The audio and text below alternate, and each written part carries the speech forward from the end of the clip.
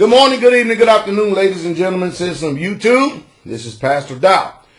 And I'm here this morning to talk to you about a certain subject called disciplines. Now, while a lot of people cannot at the very outset and very beginning embrace my character and my nature and my delivery of the message, no matter what that message may be, whether it be on the social, political, economic, or the religious so-called faith front. I don't expect people who have never been in any discipline in life to understand where I'm coming from. Let me give you an example. You're not going to get a mama's boy and a daddy's girl who's always been on the breast of mom and always been up under the wing of daddy for shelter and protection to understand my type of delivery and what I'm doing nowadays. I mean, most people just flat ain't gonna get it because we're spoiled rotten. That's all there's to it. But let me give you an understanding. Let me speak from a military standpoint. When you go into the service, you talking about your character being impugned. I mean, you're talking about made to be felt lower than a maggot. I mean, really, that's what they basically. And you get hollered at, you get screamed at, you get denigrated.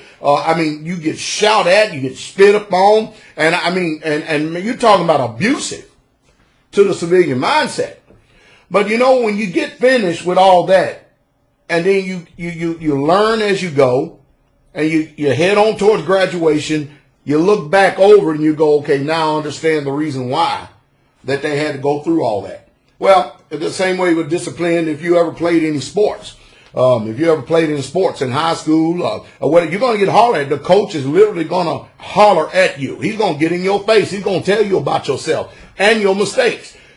But, the energy behind all that is not to make you a worse man or woman. The energy behind that is to bring you to a perfection at what you're doing. You head on up to the collegiate level, to where things start to get a little bit more honed in, a little bit more detailed and stuff.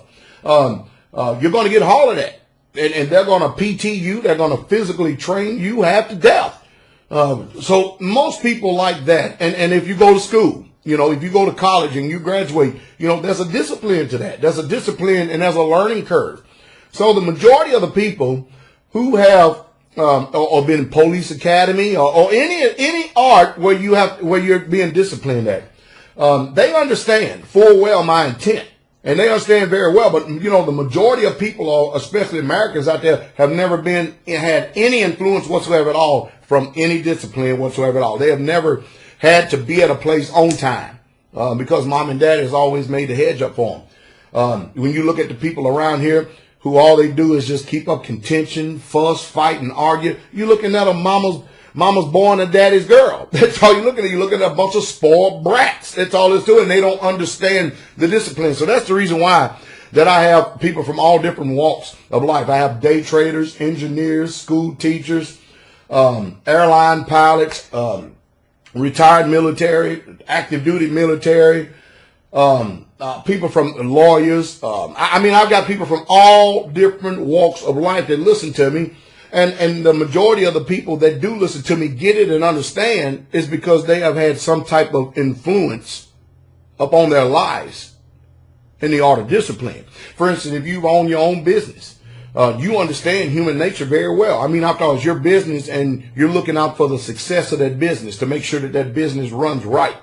And of course, you're going to actually promote the people who care about the business that you're running. After all, you're giving them a paycheck and stuff, but if they can come there and do a good, solid job to you, you're going to push them right on up to the forefront because they understand what you understand. And they're there to help you advance, and in helping you advance, they advance also. But then, hey, you got those that just show up there just for a paycheck. It's just grieving to deal with them every step of the way.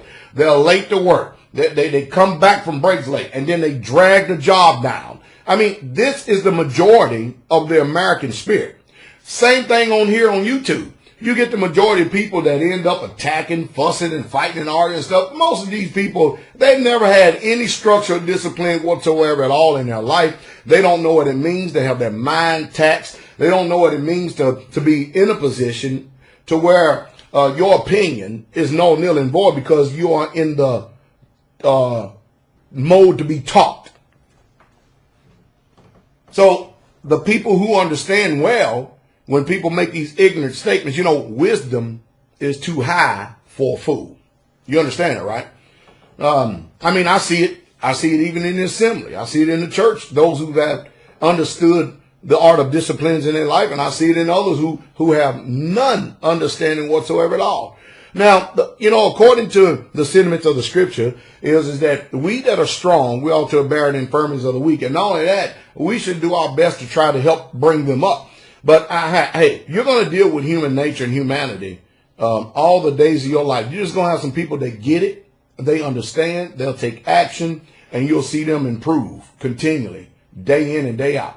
Some people have been in these disciplines, and they still didn't learn nothing because they had their heels dug into the ground and drug themselves along with it every step of the way. It's like a son or a daughter that refuses correction. A mother or father could give correction to a son or daughter, and you can tell when it's not being received. You can tell when they're not getting. You can tell in their heart they're saying, I can't wait till I get old enough to get out of this home. Then they go out there, and the discipline that they couldn't receive at home, guess what? Life is waiting on them. And boy, that world is unmerciful, and they're not going to give you any apologies. And that world is going to whoop your rear end. It sure will. It's going to whoop it up good. But then you get to the point to where you get so used to trusting in that oppression out there that you develop a nature that you just start to roll with the punches, if you understand what I mean. And even then, if you don't understand what's going on, just because you're rolling with the punches, you got a life of grief, a life of sorrow, a life of depression, a life of obsession, a life of oppression. You got a life of addictions. You got a life of sorrow ahead of you. And your days are going to be cut short. All because of the spirit of rebellion, which is witchcraft, because you refuse to be disciplined.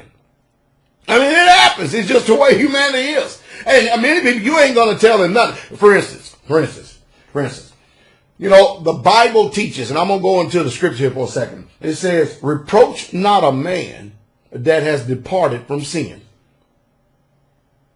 As soon as somebody finds out that somebody has done a sin, man, who is the accuser of the brother? Satan, right? So he has to use people to accuse the brother, because we don't literally physically see Satan. We don't literally physically see him, but we see his actions in all those who are under his control and under his authority and under his control. So everyone that is under Satan's authority and under his control, they manifest the spirit of accusation to let everybody who's informed know what authority they are under.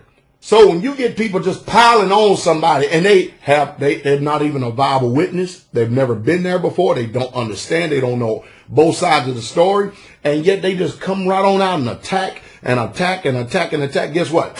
Woo! Be sure your sin is going to find you out. See, it's because we have not been disciplined in life. And most of us refuse to get up under teachers, tutors, and governors to actually train us so we can be mature men and women. So when we get older, we're not repeating the same foolish mistakes of the past. It's a bad thing for somebody to be in their 40s, 50s, and 60s and still acting like you're 20 years old and in your 20s. That is a wasted life. It is a wasted mindset. And you have nothing that you can teach anyone, because even the 20-year-old and the 30-year-olds, they can see a foolish man and a foolish woman. Nobody's going to accept that mess and that philosophy and ideal. It ain't. And this is what we'll call daily bread for today. Discipline. I hope that you all understand, because that's the majority of the people who listen to me is people who are disciplined. You won't get too many men listening to me, because they make excuses, because we live in a society where the woman has to take care of the family because the man done skied up on her and done left. And now she's charged because of her nurturing spirit to raise the children by herself. I teach men to be men, and you will be strong men. Yeah, you will too, and you will take care of your homes, and you will take care of your families. You're not going to run off and leave the wife and the children. If you do, you're not going to have no more fellowship with me whatsoever at all. It's over. Done. Gone down in life. There's over 6 billion people on the face of this planet Earth Go to somebody else that will tell you exactly what you want to hear. But Pastor Dollar ain't going to do it. From here we go up and we grow. And that's just the truth. See, it's about discipline. It's about understanding it, and it's about being taught.